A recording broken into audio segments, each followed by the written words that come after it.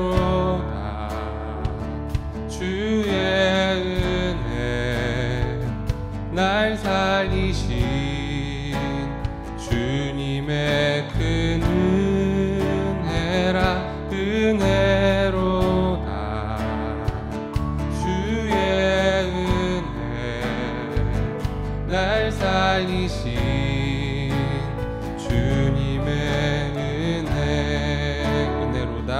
은혜로다. 주의 은혜 날 살리신 주님의 큰 은혜라. 은혜로다. 주의 은혜 날 살리신 주님의 은혜. 그 은혜 내 맘에 영원히 나를 붙들고 가네. 그 은혜 평생에 영원히 나를 일으키시네. 큰 죄에서 날 구했네. 큰 죄에서 날 구했네. 한량없는 주님의 큰 은혜라. 아른 피로 날 살렸네. 증량 못한 주님의 은혜. 그 은혜 내 맘에 영원히 나를 붙들고 가네. 그 은혜 평생에 영원히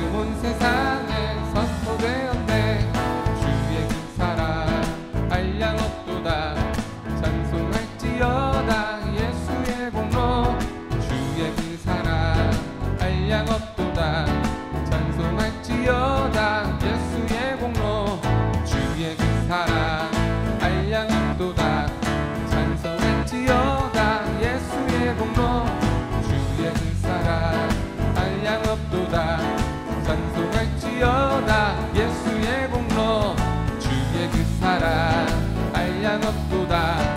찬송할지어다. 예수의 공로 주의 긴 사랑 한량 없도다. 찬송할지어다. 예수의 공로.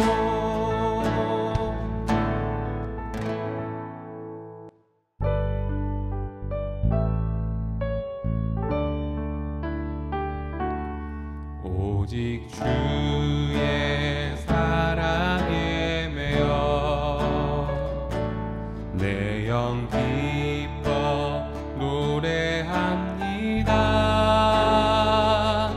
이 소망의 언덕 기쁨의 땅에서 주께 사랑 드립니다.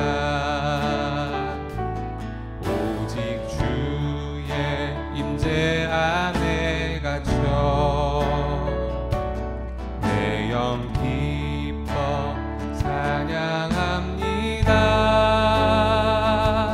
이 소명의 언덕 거룩한 땅에서 주께 경배드립니다. 다시 고백합시다. 오직 주의 사랑에 매여 내 영 기뻐 노래합니다.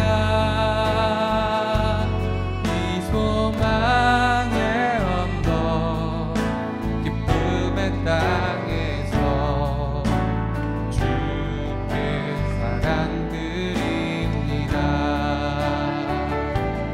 오직 주의 임재 안에 갇혀 내 영 기뻐 찬양합니다. 이 소명의 언덕 거룩한 땅에서 주께 경배드립니다. 주께서 주신 모든 은혜 나는 말할 수 없네. 내 영혼 즐거이 주 따르렵니다. 주께 내 삶 드립니다. 주께서 주신 모든 은혜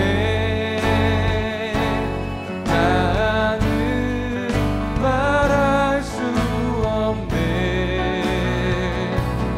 내 영혼 즐거이 주 따르렵니다. 주께 내 삶 드립니다. 주께서 주신 모든 은혜 주께서 주신 모든 은혜 나는 말할 수 없네. 내 영혼 즐거이 주 따르렵니다. 주께 내 삶 드립니다.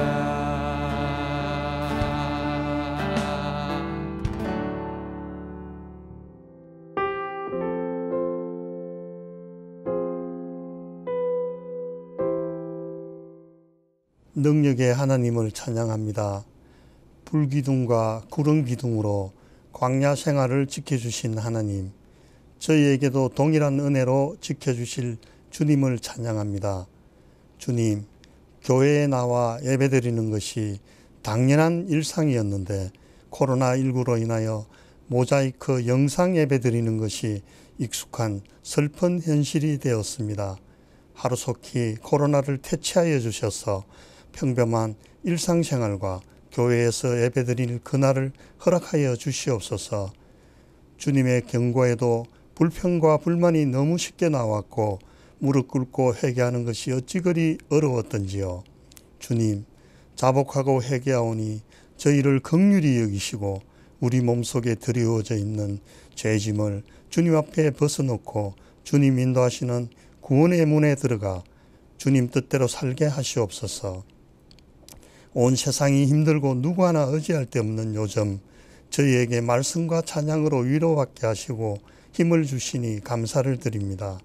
코로나19와 오랜 장마와 찜통더위, 연이어 닥친 태풍 등 이 모든 것을 저희 힘으로는 도저히 해결할 수 있는 게 하나도 없음을 고백합니다. 능력의 주님, 주님 손에 온전히 맡기오니 저희를 불쌍히 여기시고 잘 견디고 이길 힘을 주시고 보호하여 주시옵소서.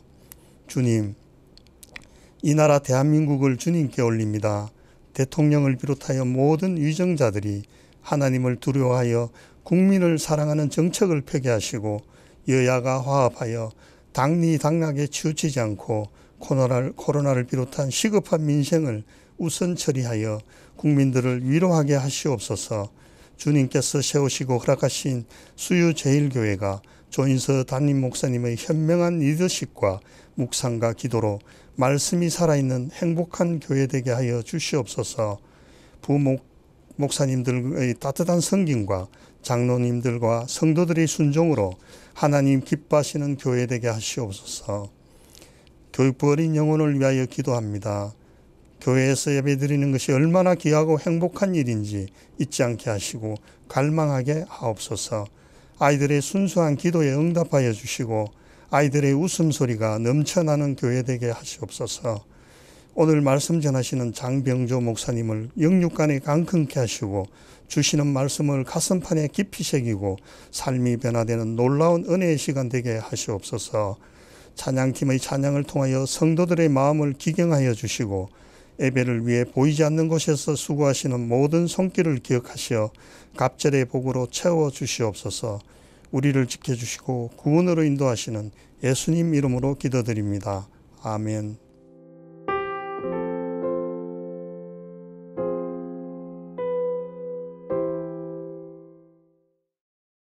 오늘 우리에게 주시는 하나님의 말씀은 요한일서 4장 1절부터 10절까지입니다. 사랑하는 자들아, 영을 다 믿지 말고 오직 영들이 하나님께 속하였나 분별하라. 많은 거짓 선지자가 세상에 나왔음이라. 이로써 너희가 하나님의 영을 알지니 곧 예수 그리스도께서 육체로 오신 것을 시인하는 영마다 하나님께 속한 것이요 예수를 시인하지 아니하는 영마다 하나님께 속한 것이 아니니 이것이 곧 적그리스도의 영이니라. 오리라 한 말을 너희가 들었거니와 지금 벌써 세상에 있느니라. 자녀들아, 너희는 하나님께 속하였고 또 그들을 이기었나니 이는 너희 안에 계신 이가 세상에 있는 자보다 크심이라.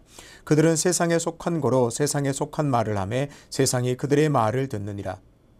우리는 하나님께 속하였으니 하나님을 아는 자는 우리의 말을 듣고 하나님께 속하지 아니하는 자는 우리의 말을 듣지 아니하나니 진리의 영과 미혹의 영을 이로써 아느니라. 사랑하는 자들아, 우리가 서로 사랑하자. 사랑은 하나님께 속한 것이니 사랑하는 자마다 하나님으로부터 나서 하나님을 알고 사랑하지 아니하는 자는 하나님을 알지 못하나니 이는 하나님은 사랑이심이라. 하나님의 사랑이 우리에게 이렇게 나타난 바 되었으니 하나님이 자기의 독생자를 세상에 보내심은 그로 말미암아 우리를 살리려 하심이라. 사랑은 여기 있으니 우리가 하나님을 사랑한 것이 아니요 하나님이 우리를 사랑하사 우리 죄를 속하기 위하여 화목제물로 그 아들을 보내셨습니다. 아멘.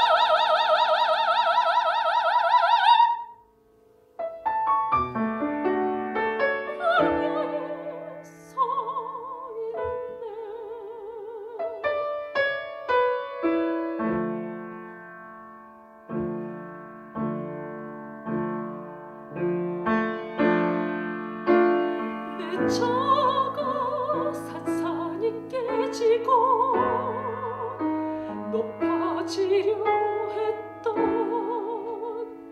내 꿈도 주님 앞에 내려놓고 오직 주님 뜻만 이루어지기를 나를 통해 주님만 드러나시기를.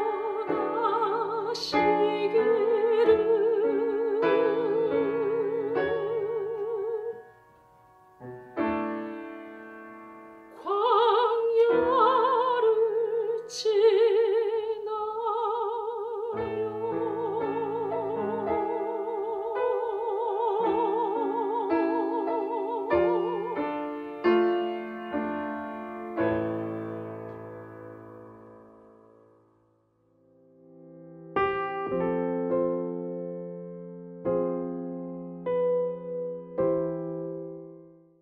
하나님께서 귀한 찬양 받으신 줄로 믿습니다.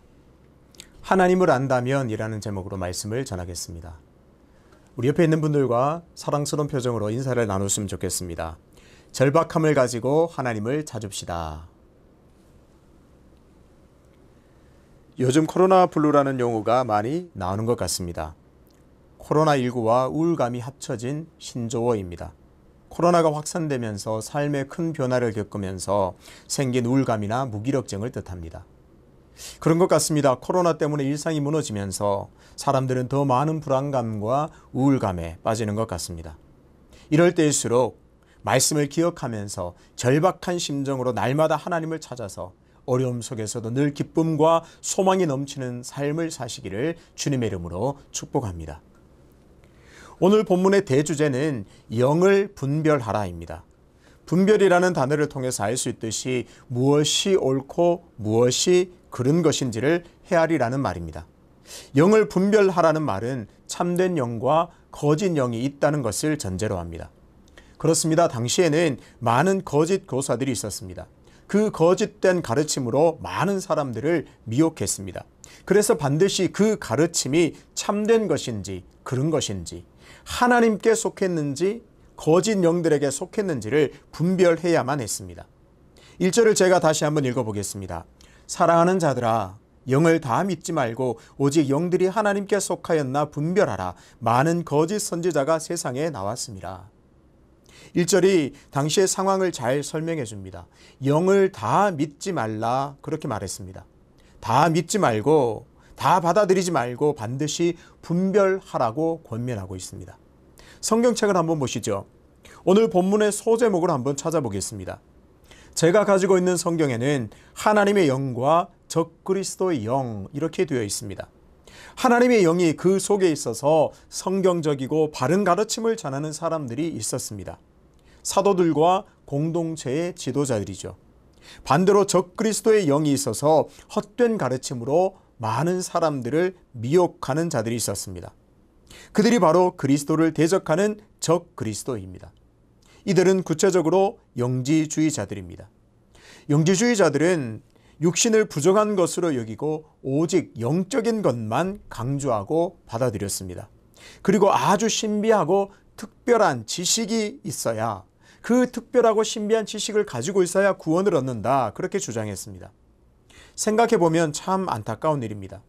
겉으로 보기에는 하나님을 말하고 성경을 말하고 그리스도를 선포하는 것 같은데 다 바른 것이 아닙니다. 분별해서 옳고 그른 것이 무엇인지를 가려내야만 하는 그런 상황에 놓여 있습니다. 진정 하나님의 영으로 말하는 사람인지 적그리스도의 영으로 말하는 사람인지를 분별해야만 했습니다. 그래서 오늘 본문은 크게 두 부분으로 나눌 수 있습니다. 1절부터 6절 그리고 7절부터 10절로 나눌 수 있습니다. 앞부분인 1절부터 6절까지는 영을 분별하는 구체적인 방법에 대해서 말씀을 하고 있습니다. 이어서 7절부터 10절까지는 진리의 영에 속한 자들의 삶의 특징이 나옵니다. 하나님의 영인지 적그리스도의 영인지를 잘 분별해서 하나님의 영에 속한 진리에 속한 자답게 어떻게 살아가야 하는지를 말씀하고 있습니다. 그렇습니다. 이제 성도들은 영들을 다 믿지 말고 영들을 분별해야 합니다. 그렇다면 어떤 기준으로 어떤 기준으로 분별해야 할까요? 영들을 분별하는 첫 번째 방법은 그리스도가 육체로 오신 것을 시인하는가입니다.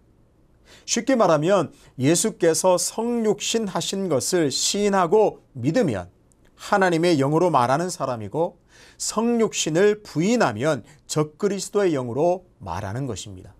그러니까 성육신을 인정하고 육체로 오신 그리스도를 인정하는 자들의 가르침을 받아들여도 되지만, 성육신을 부인하는 그런 가르침은 헛된 것이기 때문에 받아들이지 않고 멀리해야 합니다. 하나님을 믿는 사람이라면 성육신을 다 믿습니다. 요한복음 1장 14절에도 분명히 나와 있습니다. 말씀이 육신이 되어 우리 가운데 거하심에. 예수 그리스도는 육신으로 이 땅에 오셨습니다. 그리고 온갖 고난을 받으시고 십자가에 못 박혀 죽으셨습니다. 나 같은 죄인을 구원하시기 위해서 대신해서 십자가에 못 박혀 죽으셨죠. 그리고 3일 만에 부활하셨습니다. 이것이 기독교 복음의 핵심 내용입니다. 그런데 당시에는 예수께서 육체로 오신 것을 부인하는 사람들이 있었습니다. 바로 영지주의자들입니다. 영지주의자들은 육체를 아주 부정한 것으로 여겼습니다. 이원론을 바탕으로 육체는 아주 부정한 것이야, 그렇게 주장했습니다. 오직 영적인 것만 거룩한 것으로 여겼습니다. 그렇다 보니까 영원 전부터 계신 그리스도께서 악하고 더러운 육신으로 오실 수 없다고 주장했습니다. 자신들의 신념과 믿음을 근거로 거룩하신 그리스도가 육신으로 오실 수 없다, 그렇게 주장했습니다. 그래서 그들은 가현설을 주장했습니다. 가현이라는 말은 그렇게 보인다, 그런 뜻입니다. 예수께서 육신으로 오신 것처럼 보이지만 사실은 육신으로 오시지 않았다, 그렇게 주장합니다.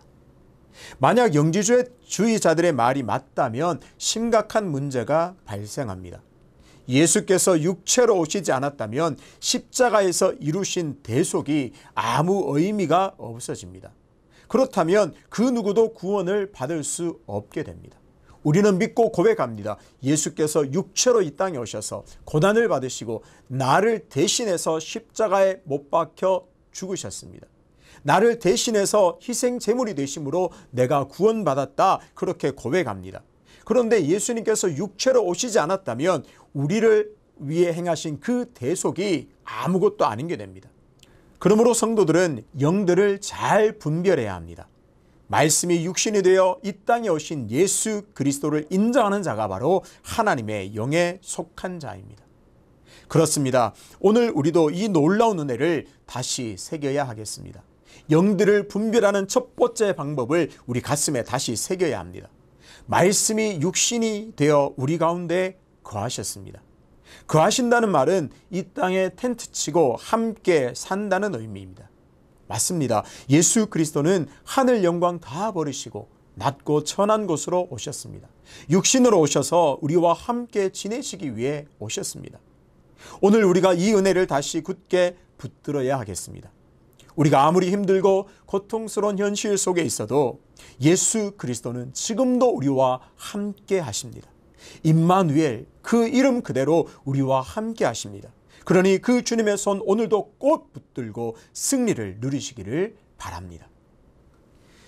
영들을 분별하는 두 번째 방법은 누구의 말을 듣는가입니다. 오늘 본문에는 속했다는 말이 굉장히 많습니다. 속했다, 속하지 않았다. 속하였기 때문에 당연히 이렇다.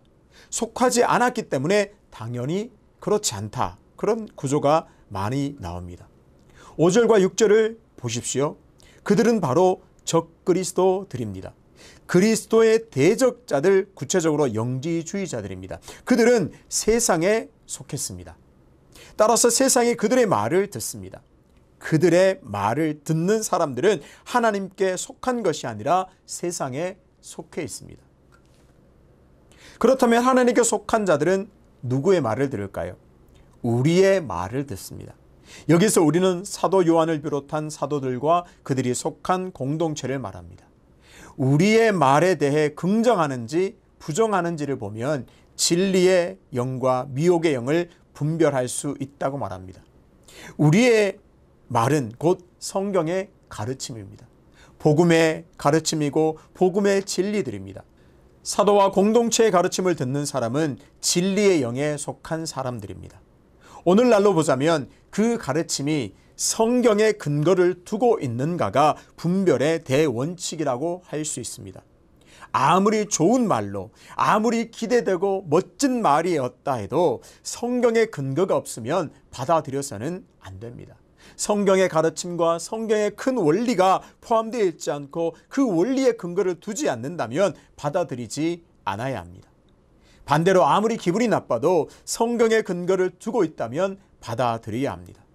하나님의 말씀만 진리로 여길 때 여전히 우리는 미혹당하지 않고 살아갈 수가 있습니다.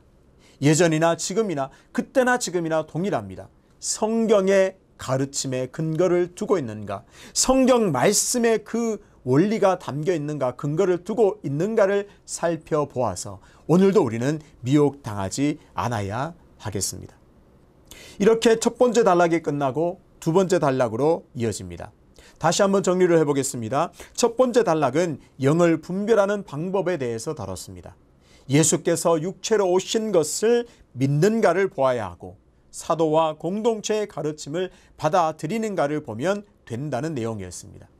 이제 두 번째 단락은 그렇게 잘 분별해서 진리의 영에 속한 자들이 어떻게 살아야 하는지를 다룹니다.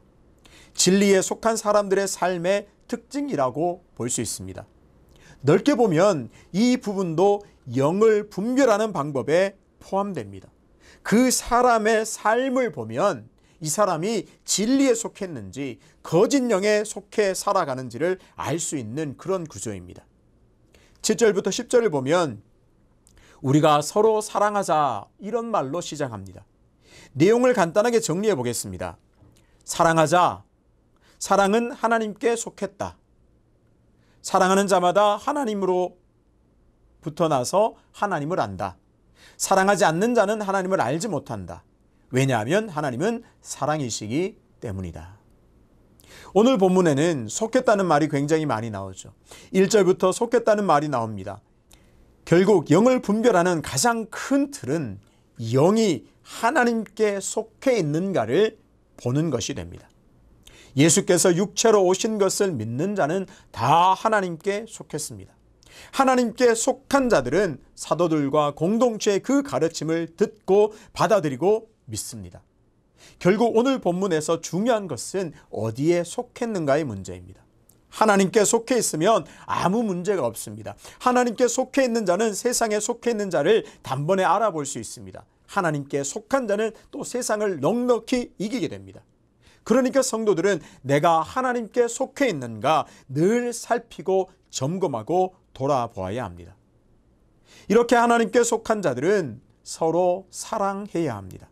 이것이 당연한 결과입니다. 우리가 하나님께 속해 있습니다. 그런데 하나님은 사랑이십니다. 우리가 하나님께 속한 자들인데 그 하나님을 보니까 그 하나님은 사랑 자체이세요. 그렇다면 당연히 하나님께 속해 있는 사람은 사랑할 수밖에 없습니다. 사랑하면 담게 되어 있고 사랑하면 그 삶을 따라가고 나누고 공유하기 마련입니다. 이것은 마치 공식과도 같습니다. 공식의 숫자를 입력하면 당연한 결과값이 나오는 것처럼 우리가 하나님께 속했다면 서로 사랑하는 것은 당연한 결과입니다. 아주 자연스러운 것입니다. 이 부분을 좀 더 깊이 다루기 전에 요한이 이 편지를 쓸 때의 상황을 한번 생각해 보겠습니다. 사도 요한은 왜 영들을 분별하라 이렇게 쓰는 걸까요? 당연히 당시에 거짓으로 미혹하는 영들이 많았기 때문입니다. 미혹하는 사람들이 많았기 때문에 미혹되지 말고 잘 분별해서 믿음에 굳게 서 있으라고 권면하기 위해서 편지를 써야만 했습니다. 같은 원리에서 왜 서로 사랑하자고 쓸까요? 사람은 다 비슷합니다. 잘하고 있는 부분은 잘 언급하지 않습니다. 칭찬하고 격려하기 위해서 가끔 이렇게 말할 뿐입니다. 당시 요한 공동체 안에는 서로 사랑하지 않는 것이 문제가 되었을 가능성이 높습니다. 하나님께 받은 그 사랑을 잊어버리고 서로 사랑하지 않고 미워하는 분위기 속에서 요한은 하나님께 속한 자로서 서로 사랑하자고 강력하게 권면하고 있습니다. 이제 우리 자신에게 질문해 보아야 합니다. 나는 성도들을 사랑하고 있는가? 여기서 서로 사랑하라는 말은 범위가 넓지 않습니다. 믿는 자들, 믿는 지체들 간에 서로 사랑하는가, 서로 사랑하자, 그렇게 말씀하고 있습니다. 우리 자신에게 질문해 보죠. 나는 성도들을 사랑하고 있는가? 진정한 그리스도의 사랑으로 교제하고 있는가? 우리가 이 물음에 자신 있게 대답하지 못한다면 오늘 겸손하게 요한을 통해서 주시는 이 말씀을 가슴에 새겨야 할 줄로 믿습니다. 요한은 강압적으로 사랑하라고 말하지 않습니다. 무조건 사랑해. 죄송합니다. 좀 거칠게 표현하겠습니다. 닥치고 사랑해. 이렇게 말하고 있지 않습니다. 왜 사랑해야 하는지를 친절히 안내합니다. 9절을 보겠습니다. 하나님이 어떻게 우리를 사랑하셨는지를 기억하라고 말합니다. 하나님은 독생자를 세상에 보내셨습니다. 왜요? 바로 우리를 살리기 위해서입니다. 10절 후반부를 보겠습니다. 하나님이 우리를 사랑하사 우리 죄를 속하기 위해서 화목제물로 그 아들을 보내셨습니다. 잘 보십시오. 하나님이 우리를 사랑하셨습니다. 참 감사한 일입니다. 그런데 우리의 형편을 보십시오. 하나님이 우리를 사랑하실 때 우리의 형편을 보십시오. 어떤가요? 죄인이었습니다. 찾아보면 아름답고 선한 것이라고는 찾아볼 수 없는, 눈 씻고 찾을래야 찾을 수 없는 죄인인 우리를 살리시기 위해서 하나뿐인 독생자 예수를 이 땅에 보내셨습니다. 성경은 분명하게 말합니다. 우리가 하나님을 사랑하는 것이 아니라 하나님이 우리를 먼저 사랑하셨습니다. 이 놀라운 사실을 믿는다면, 이 놀라운 은혜를 입었다면 서로 사랑하는 것이 마땅합니다. 그런데 지금 우리의 모습은 어떤가요? 서로 사랑한다고 자신 있게 말할 수 있을까요? 수의제일교회 내 옆에 있는 지체들 다 정말 온 마음을 다해서 서로 사랑하노라 자신 있게 말할 수 있습니까? 괜찮습니다. 요한 공동체도 서로 사랑하자는 말을 해야 할 정도로, 서로 사랑하자는 말을 들어야 할 정도로 사랑에 문제가 있었습니다. 이제부터가 중요합니다. 하나님의 놀라운 사랑을 기억하고 서로 사랑하라는 그 거룩한 명령에 우리는 순종해야 합니다.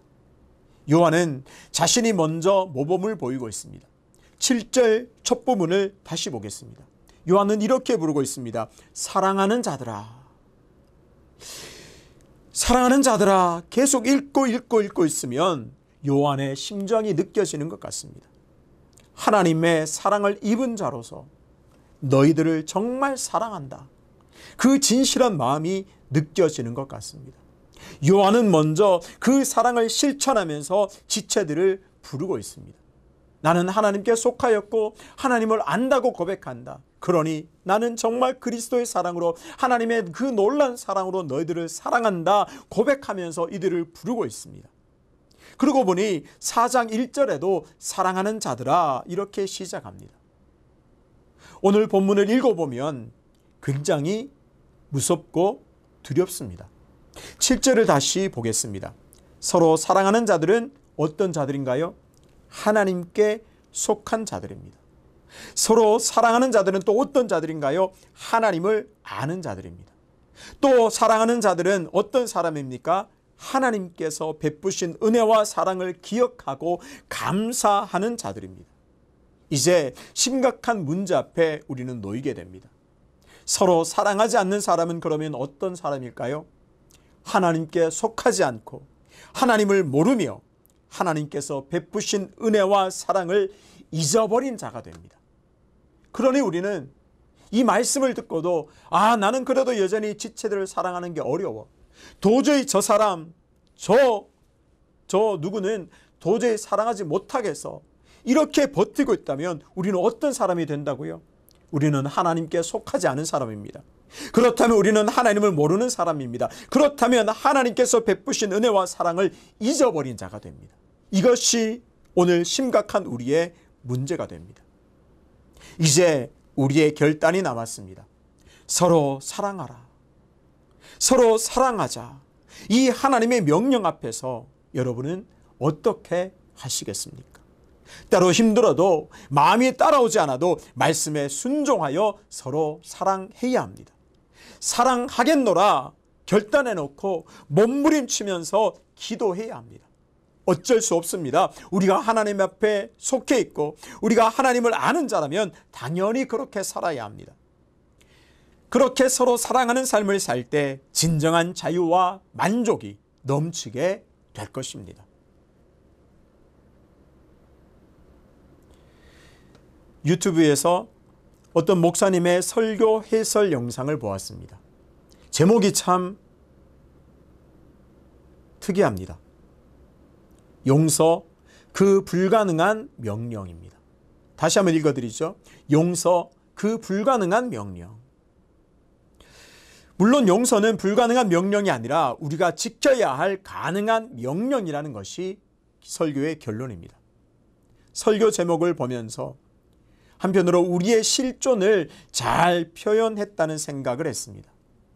사랑도 마찬가지입니다. 사랑, 그 불가능한 명령. 이렇게 우리는 여기는 것 같습니다. 때로 우리는 이렇게 생각할 때가 참 많습니다. 내 마음속에서 이미 불가능한 것으로 정해놓으면 더 이상 시도하지도 않고 노력하지도 않습니다.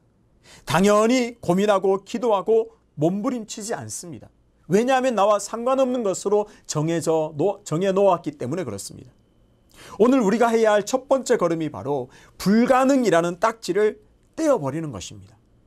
이제 불가능이라는 딱지를 다 떼어버리고 하나님께 속했으니 하나님을 알고 있으니 나는 이제 서로 사랑하리라 선언하고 결단해야 합니다. 그렇게 사시기를 바랍니다.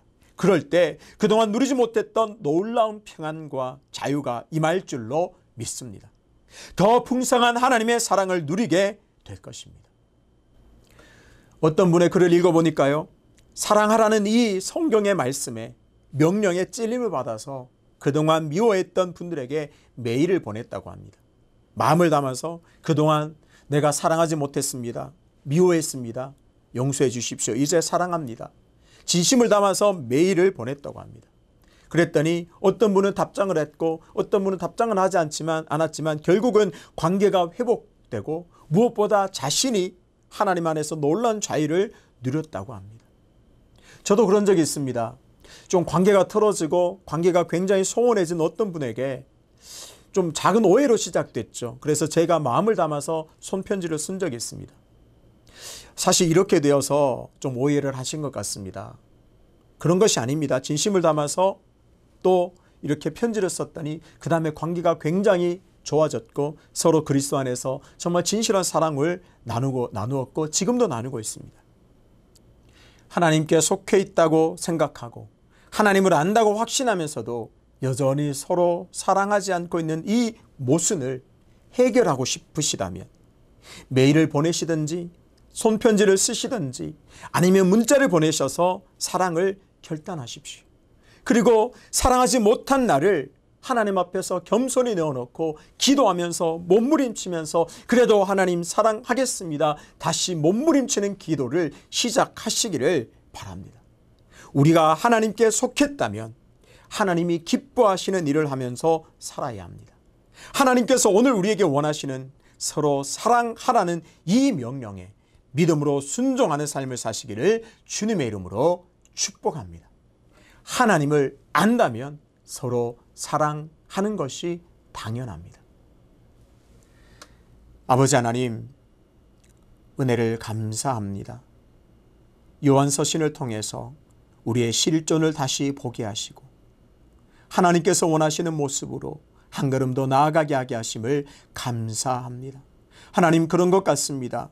용서든 사랑이든 그것은 불가능한 것이라고, 특정한 사람에 관해서는 불가능한 것이라고 딱지를 붙여놓고 나와 상관없는 것으로 정해놓은 것 같습니다. 이제 말씀에 순종함으로 그 불가능이라는 딱지를 떼어놓으니 하나님, 다시 사랑합니다 결단함으로 나아가오니 주님 은혜를 베풀어 주시옵소서.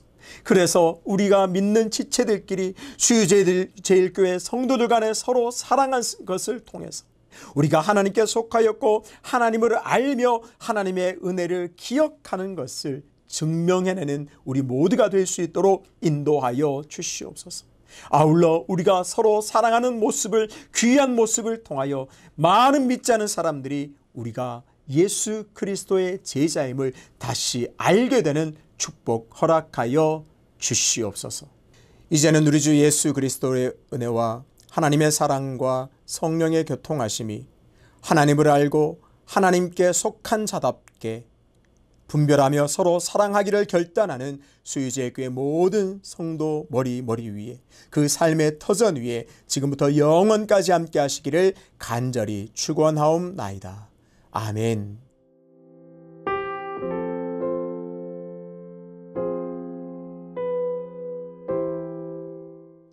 함께 기도의 자리로 나아가겠습니다. 먼저 말씀을 의지하며 기도하겠습니다. 성육신의 은혜를 기억하면서 오늘도 예수 그리스도와 함께 사는 은혜를 풍성하게 누리게 하여 주시옵소서. 말씀의 능력으로 모든 불안과 두려움에서 벗어나 온전한 승리를 맛보게 하옵소서. 진리에 속한 자답게 서로 사랑하는 삶의 결단에 열매를 보게 하여 주시옵소서. 두 번째는 교회와 이웃을 위해서 기도하겠습니다. 어려운 때일수록 수유제일교회가 사랑으로 충만케 하시고 이웃들에게도 관심과 사랑을 베풀게 하여 주시옵소서. 담임 목사님과 사역자들에게 지혜와 명철을 허락하여 주셔서 하나님의 뜻을 온전히 드러내도록 인도하여 주시옵소서. 세 번째로 지체들과 가정을 위해서 기도하겠습니다. 질병으로 고통받는 많은 성도들에게 치료하시는 은혜를 베푸시고 강건케 하시고 예수 그리스도 안에서 평화를 누리게 하여 주시옵소서. 서로 사랑함으로 모든 가정이 하나님의 은혜로 가득하며 사랑과 믿음이 온전히 회복되게 하여 주시옵소서. 개인의 기도 제목을 가지고 함께 기도하겠습니다. 아버지 하나님, 은혜를 감사합니다. 오늘도 귀한 말씀을 우리에게 허락해 주심을 감사합니다. 하나님, 정말 하나님의 속한 자답게 성육신의 은혜를 기억하면서 하나님께서 오늘도 우리와 함께 하시는 그 능력, 그 은혜를 기억하면서 승리를 맛보게 하여 주시옵소서. 늘 불안과 두려움과 초조함을 벗어버리고 늘 내 곁에 계신 예수 그리스도 손붙잡으로 말미암아 늘 승리하는 삶으로 하나님께 영광 돌리게 하여 주시옵소서. 하나님, 말씀의 능력이 오늘도 우리에게 있으므로 말씀을 기억함으로 말씀에 굳게 섬으로 하나님 모든 것들을 잘 분별함으로 두려움에서 벗어나 온전한 승리를 맛보게 하여 주시옵소서.